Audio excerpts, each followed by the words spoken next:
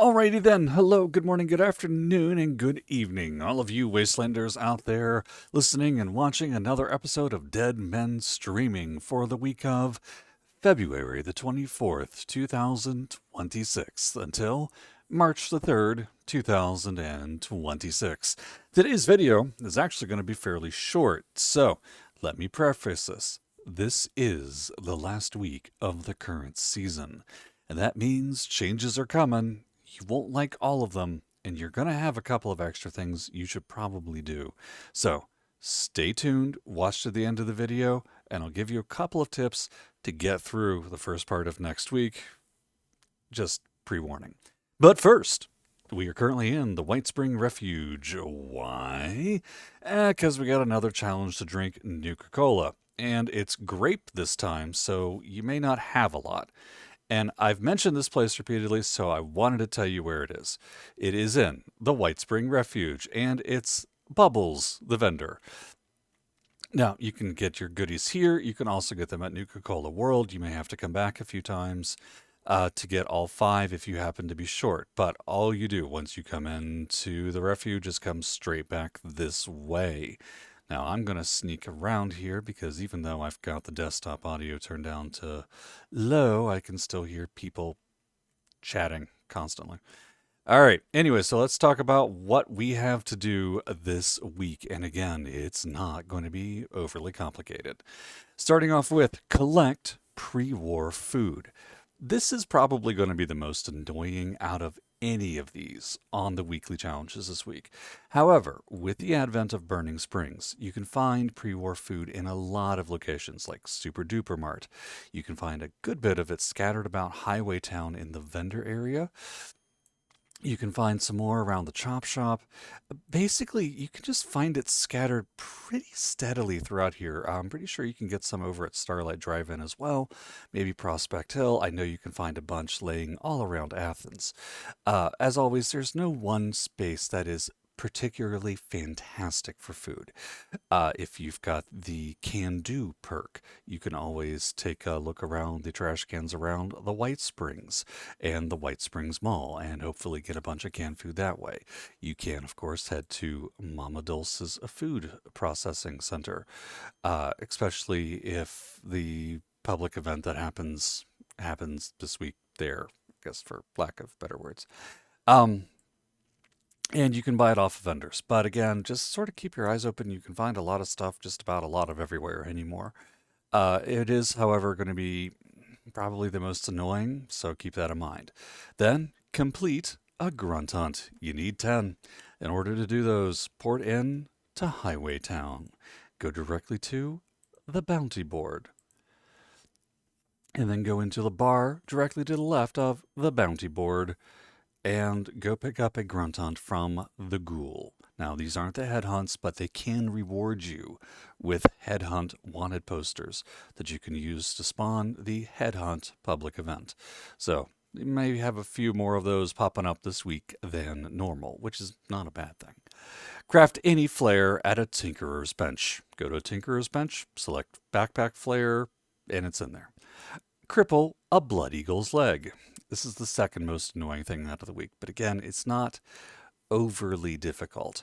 Where do you find blood eagles? You find blood eagles wherever blood eagles are marked on the map, such as Hunter's Ridge, or the popular places that have a lot of eagles at them, Widow's Perch, Rollins Labor Camps, the Sludge Works, which is down around here somewhere, right down here in the ash heap, and the other big spot to go to would be Crimson Prospect, over in the Cranberry Bog. You can also find a handful of them scattered about here and there in the Savage Divide, such as up at, let's see, I think Seneca Gang Camp. Now you'll note, South Cutthroat and Skullbone Vantage may or may not have blood eagles. Usually they're overtaken by Scorched. Just keep that in mind. All right. That is straightforward. Now, target legs, blast them. If you are trying to cripple anything, your number one weapon to use is a shotgun, but anything will get the job done. If you have your perception high enough, you can automatically target limbs, so good luck. If I was going to re-roll anything this week, it would probably be that. In fact, I'm going to. Why? Because once you hit a certain level, Blood Eagles really don't matter. They only pop up occasionally in daily ops. They're not in any major event. They don't have any, you know, lasting impact. They're a thing that's there. That's about all you can say. Drink Nuka-Grape. Okay, we've talked about this. You can go pick some up at Bubbles. You can pick some up at Nuka World. It may take you a couple of days to get enough to drink them if you don't already have enough. If you don't have enough and you don't feel like logging in every day after a server reset, you may want to re-roll it. Kill a Scorched. You need 30. All right. You also need 30 glass and 30 wood. Start with the Scorched. Move on to these three, including sell a missile launcher to an NPC vendor. Where do you go to get the most Scorched? Well, you can pick up all that you need around the top of the world, Pleasant Valley Ski Resort, Pleasant Valley Cabins. Keep this in mind the next time you get a spooky Scorched or a holiday Scorched event. You can also pick them up down at any fissure site. I usually make a trip 2 or 3 times a week down to Fissure Site Prime and the other fissure site near Survey Camp Alpha. You'll get a ton of scrap. You may get enough wood and glass just from killing the Scorched alone. Um, those are the primary locations. Of course, the best thing you can do is to run a nuke silo, drop a nuke, and take advantage of Scorched Earth when the Scorched Beast Queen spawns. Um, don't really know what else to tell you about that. If for whatever reason you have a hard time getting enough wood and glass, go to a tinkerer's workbench, make 2 or 3 pieces of bulk wood and bulk glass, and scrap it, and you'll have that challenge done immediately. All right, moving on from that one. Those three, actually. Sell a missile launcher to an NPC vendor. Go to a weapons workbench and make one. Kill 30 Scorched first, see if you get one to drop. And if you don't get them from the Scorched, you'll probably get one from the Blood Eagles. And if you don't get one from the Blood Eagles, and you really don't want to make one, pay a visit to any super mutant camp, and you'll likely pick up a missile launcher. And then just turn around and sell it to an NPC vendor, and you're done. Also, as of note, don't forget, whenever you sell to the Legendary Exchange, that counts. So if you have to sell a shotgun and you've picked up a legendary shotgun, drop it off at the Legendary Exchange. Call your day done. Moving on from there, our weekly challenges. Our daily challenges. I told you this was going to be quick. Collect a burnt book. Now, we've talked at length about the the house, the blue house, outside of Somersville. But for this one, since we need to get 10, and it is a daily challenge, you're going to want to go to Rapidan Camp and the Brown House and go inside. Everything you need is going to be there. Keep in mind, some of the burnt magazines will count as burnt books, which is why I'm telling you to go to the Brown House in Rapidan Camp. All right, outside of that, collect purified water. Now, if you don't have a water purifier in your camp, you probably will want to use a free reroll on this challenge.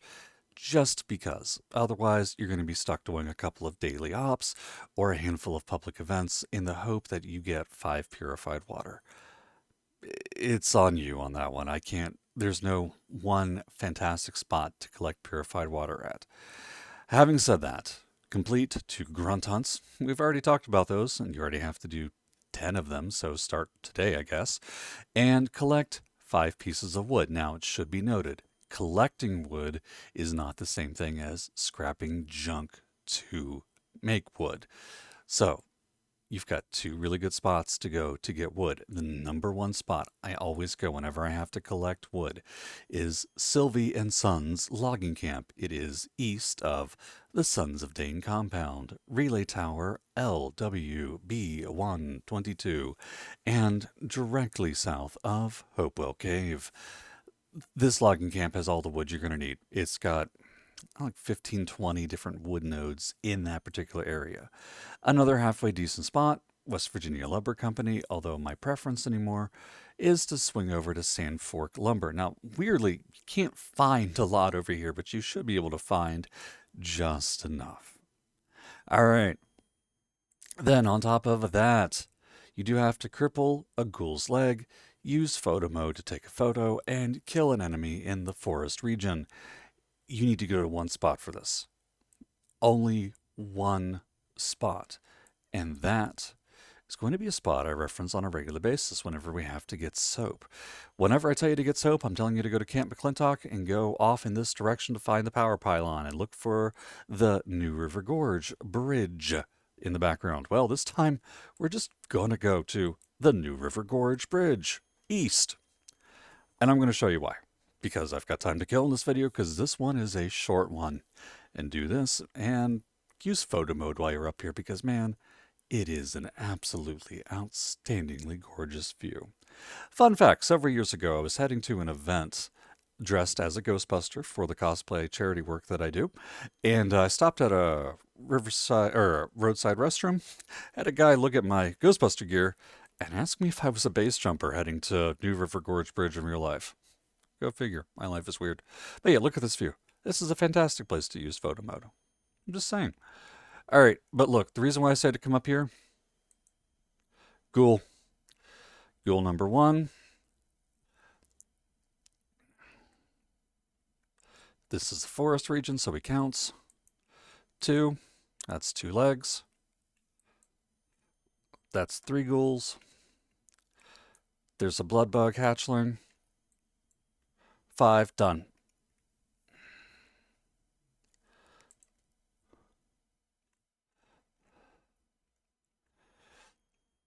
It took me longer to get here than it did to knock off 3 of the daily challenges.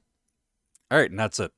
And that's your daily and weekly challenges for Fallout 76. Now, having said all of that, I do want you guys to keep in mind, this is the last week of the season. So one of the things you're going to want to do is to calculate how many stamps you have, double check to make sure you have everything that you want, get it if you don't, and then figure out how many more stamps you need and the actual numbers of how many stamps you can get to wrap up your week. For example, I have 270 stamps. I'm going to spend 250 on them on another 100 atoms. I would like to get superb bait at the very least. I don't need any of these other things. So what do? Well, I know it's going to be 25 stamps per score rank level. I know that I've got 3,500 points to get per level. So that's going to be, what, 369 plus 15? 10,000 stamps. 10,500 stamps. Or 10,500 score. All right. So, wow, math is why I'm on YouTube. All right. So, if I know I need 10,000 score, well, 1, 2, 3, 4. That's, oh, let's see. 1,000, 2,000, 3,000, 4,000 plus 250 times 4. So that's 5,000. All right, then 1, 2, 3, 4. Again, another 5,000. So I know I have enough that I can get my 100 atoms and my superb bait, and then I'll still have points left over. Will there be enough points to get everything else I want once I factor in the weekly challenge, the daily challenges as well? I don't know. Probably. But if you know that you can't get it for whatever reason, if the numbers don't add up, or if you know you're going to have an overage but not enough to get something else, maybe take a few days off. Like, I'm not telling you not to play, but I usually skip the last 4 or 5 days of a season, play something else, clear my head a little bit, and get ready for the next season just because that's how math works. And that's the thought. All right, so really fast, though, about the next season. It launches March the 3rd. It'll probably be doing a server down around 9 or 10 a.m. Eastern Time. This next patch changes several fundamental functions for Fallout 76, including the back-end code behind the Pip-Boy. It's going to change the reward pools for a lot of the public events and the renamed events that'll be activities. You are also getting a pretty significant change to the way that armor works, the way that some of the meta legendary effects work or won't work after next week. And it is going to likely be super frustrating. So what I'm going to tell you to do, number 1, is to be patient. Next week is probably going to break a few things. There's probably going to be extended server downtime. It's probably not going to be the smoothest moment of your life.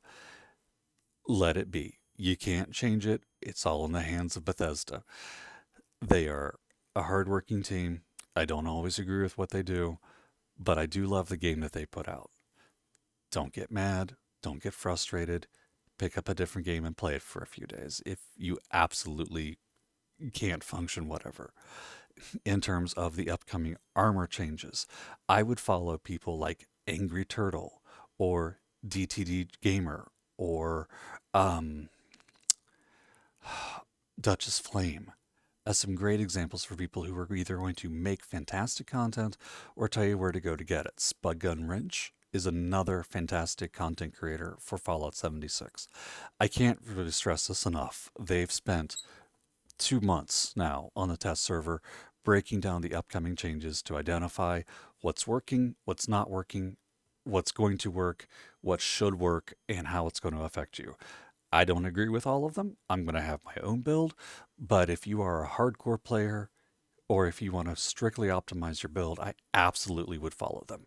Stick around for my channel, and I should have a small guide available by the end of next week showing you what I'm going to wear and my justifications behind why I'm wearing what set for quality of life versus another set for plowing through everything in the game. But there are some heavy duty changes coming.